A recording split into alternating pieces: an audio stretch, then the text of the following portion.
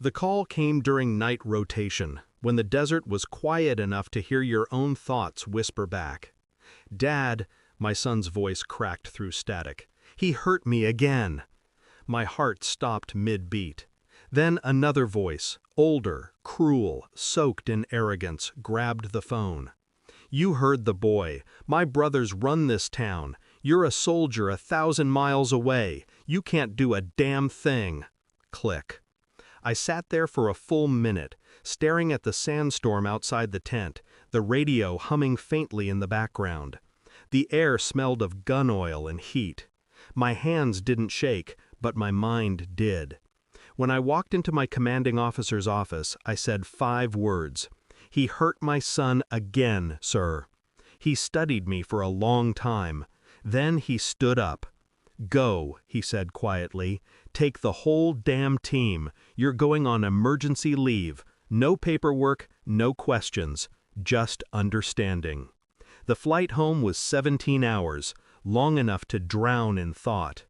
My ex-wife had remarried a man named Riker, local businessman, small-town royalty with a dirty smile, the kind of man who hides his bruises under cologne and fake charm. I'd warned her about him once. She told me I was paranoid, that deployment had changed me. Maybe it had. When I landed, I went straight to my son's school. He wouldn't meet my eyes. His arms were covered. He said it was from falling off his bike, but I saw the shape of fingers on his skin. That night, I sat in my truck outside her house.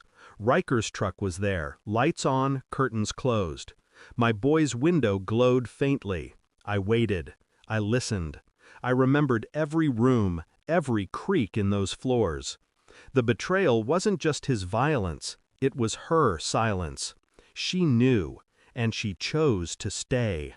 That realization burned deeper than any wound I'd taken overseas. I didn't storm in, I planned. Soldiers don't react, we calculate. Over the next 2 days, I recorded everything. Photos, audio, school reports, hospital records that disappeared under her new last name. When she finally called me, her voice was brittle. "You can't just show up like this. You'll make things worse." Worse? I almost laughed. She was worried about appearances. The town adored Riker. The church donations, the charity dinners, the perfect family. I pretended to agree. "You're right," I said softly. "I'll back off." But I didn't. Instead, I called in 2 favors. Not military, personal. Men I trusted with my life. They flew in that night, quiet and invisible. We surveilled him like an enemy combatant. Patterns, contacts, every step he took was documented. By the 3rd night, I had enough to bury him socially, legally, morally. But evidence wasn't what I wanted. I wanted him to feel something deeper. Helplessness. The same word he'd thrown at my son. When I confronted my ex-wife, it wasn't rage that spoke. It was precision. I placed the photos on her kitchen counter, the ones of her husband meeting a judge behind a bar, paying him, the hospital forms he'd shredded, the hush money to teachers who'd seen bruises. Her face drained of color.